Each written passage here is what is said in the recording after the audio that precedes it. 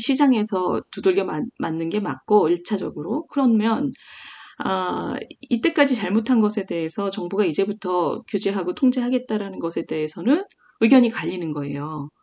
첫 번째, 정부가 뭐 그렇게 똑똑하냐.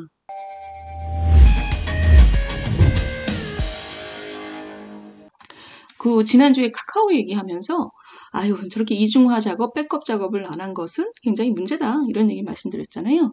근데 이번 주에는 거기에 대한 후속 조치로 정부가 굉장히 규제를 많이 한다는 얘기가 막 흘러나오고 있습니다. 아직 방향이 확실히 정해지진 않았지만 근데 거기에 대해서 이번 주는 경제학자들의 토론이 굉장히 많았습니다. 저게 맞냐?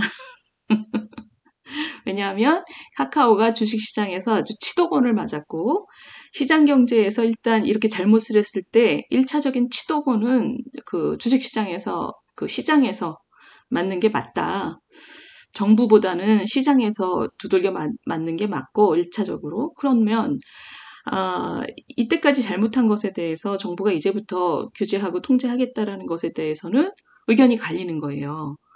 첫 번째, 정부가 뭐 그렇게 똑똑하냐. 그러니까 지금 저렇게 중요한 산업에 대해서 통제하고 나서겠다라는 거는 국민들이 지금 화가 나 있기 때문에 굉장히 동감하지만 이거 분명히 정부가 또 통제한다고 잔뜩 만들어 놓으면 맨날 들어와서 보고해라, 뭘 갖고 와라, 뭘 어떻게 해라 이러면 이렇게 빨리 변하는 사회에서 분명히 세상을 못 따라갈 거다, 정부가.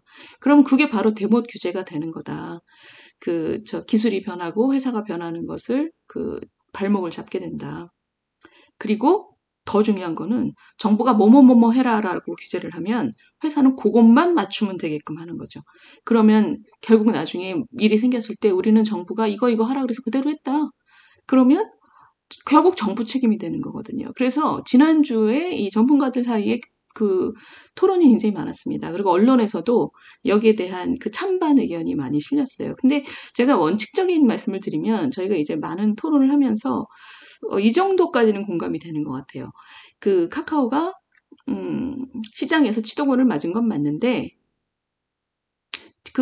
다음번에 한번 또 이러면 진짜 망하는 거죠. 그런데 그걸 정말 카카오가 이번에 정신 차렸다는 보장이 없기 때문에 정부가 규제를 시작하는 것까지는 별로 반대할 수가 없어요. 특히 지금 국민들이 굉장히 화가 나 있기 때문에. 단 원칙은 정부가 목표를 뚜렷이, 그러니까 목표치를 뚜렷이 다음에 이런 일이 발생하면 여하한 일이 발생하면 몇 시간 안에 정상화할 수 있도록 이중화를 해라 정도까지.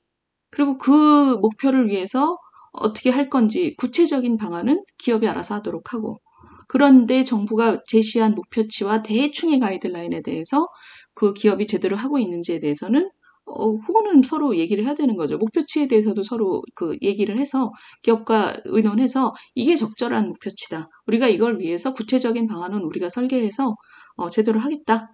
그리고 거기에 대해서는 나중에 또 점검도 하고 그러니까 그런 식으로 가는 게 맞지 않겠나라는 공감대가 저희들 사이에서는 전문가들 사이에서는 있었습니다. 그런데 이제 정부 입장에서는 지금 또 이런 일이 생기면 엄청 또 세게 규제를 하려고 하거든요.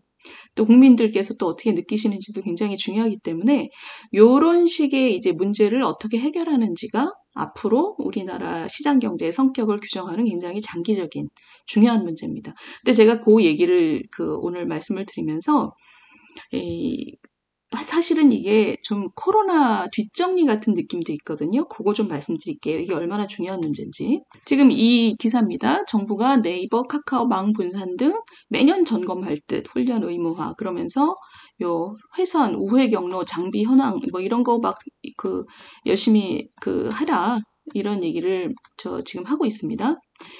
그런데 지금 그래서 이게 지금 지상파 방송 통신사만큼의 어떤 통제를 지금 하려고 하는 건데 요거 보시면 이게 10년 전 기사입니다. 선생님들 이거 재밌으시죠? 기억나시죠?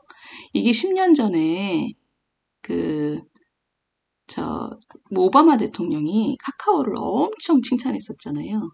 우리나라에 와서 오바마 대통령이 10년 전에 카카오 덕분에 전 세계인들이 이 카카오톡 같은 것을 통해서 연결되고 있다. 그 당시에 이미 카카오는 가입자 수가 4,200만 명이었습니다. 기억나시죠? 저희가 굉장히 좀 그때 좀 자랑스럽네? 이런 생각했었죠. 그때도 굉장히 성장하는 기업이었잖아요. 근데 제가 이걸 왜 보여드렸냐? 이 위에 그림, 요 부분 있죠? 요게, 이 부분이 지난 그 2년간의 주식입니다. 카카오 주가. 근데 보시면 그때 이미 그렇게 세계적인 기업이라고 돼 있었지만 주가가 계속 요 앞이었어요. 2020년까지는. 지금 한 2만 원, 2만 5천 원, 3만 원 그 정도였습니다. 이게 언제부터 오르기 시작했냐면 이게 어마어마하게 올랐죠. 그래서 지금 이게 작년 여름에는 최고가 16만 원 가까이였습니다. 그리고 올해 초에는 이게 떨어져서 지금 보시면 요 지점이 바로 요 밑에 1년이죠. 요 최고가 13만 원. 올해 들어서 그러니까 지난 1년 동안 지난 가을 10월에 최대가가 13만 원이고 지난 1년 동안만 해도 요 13만 원 선에서 지금 4만 8천 원까지 이렇게 떨어진 거예요. 이게 왜 이렇게 떨어졌냐를 보시려면 요거죠. 이 앞에 부분 언제부터 올라갔냐를 보시죠. 언제부터 올라갔냐? 이게 다 코로나 때문입니다. 코로나 동안 유동성이 어마어마하게 들어왔잖아요. 그동안은 이렇게 올라간 겁니다. 이렇게 올라가서 이미 작년 여름부터 쭉쭉 빠지기 시작해서 지난 1년 동안 거의 13만 원에서 지금 4만 8천 원까지 빠진 거예요. 이게 뭐냐? 그리고 이번에 사고가 또 터진 거죠. 그래서 이번에 터진 거는 하루 만에 시총 2조 원이 날라갔다고 여기 나와 있잖아요. 근데 사실은 그 시총 2조 원 날라간 거는 지난 1년 동안 빠진 거, 지난 1년 반 동안 빠진 것에 비하면 아무것도 아닙니다. 이것은 커다란 흐름을 보여주는 거죠. 코로나 동안 자산 시장의 돈잔치를 통해서 많은 플랫폼 기업들이 잔치를 했습니다. 근데 지금 이게 빠지고 있는 거죠. 이동안에 카카오는 뭘 했냐? 이 돈으로 내실을 다진 게 아니라 주로 문어발식으로 다른 기업을 사들였습니다. 그래서 지금 한 70개 있던 게 지금 한 140개 가까이 그 신문에 나온 걸 보면 카카오 의장이라고 자기가 뭘 가지고 있는지 다 알까? 뭐 이런 냉소적인 기사도 나왔습니다.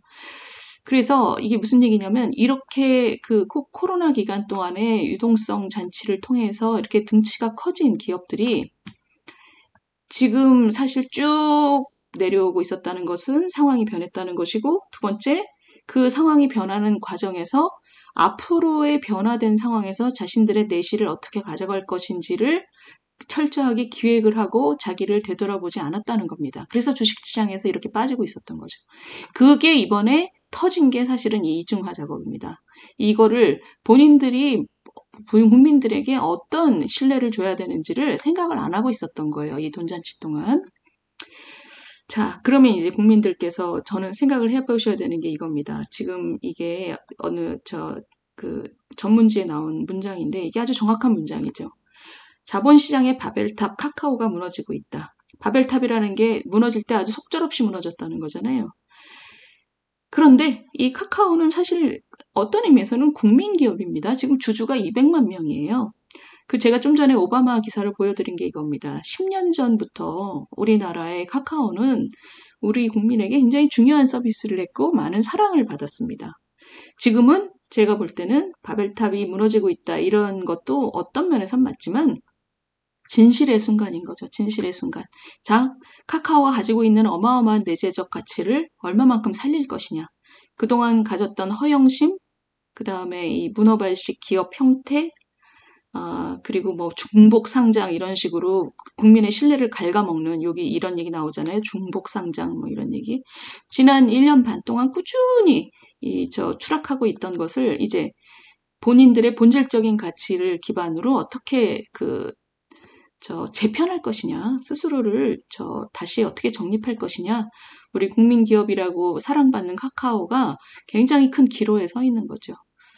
자, 그래서 저는 사실 이게 카카오라는 한 기업에 대한 규제의 문제를 떠나서 이건 사실은 더 큰 문제로는 지난 한 2년간의 코로나 국면에서의 플랫폼 기업, 인터넷 기반의 이 기업들이 유동성 잔치 속에서 몸집을 불렸다가 이제는 진실의 순간을 맞고 있다. 이거를 슬기롭게 이걸 잘 넘기기를 사실 저는 응원합니다. 이게 뭐 무너지고 있다라고 얘기하는 게 저는 뭐 어떤 면에선 맞지만 우리 기업들이 제 본질적인 가치를 가지고 자신을 잘 세웠으면 좋겠어요.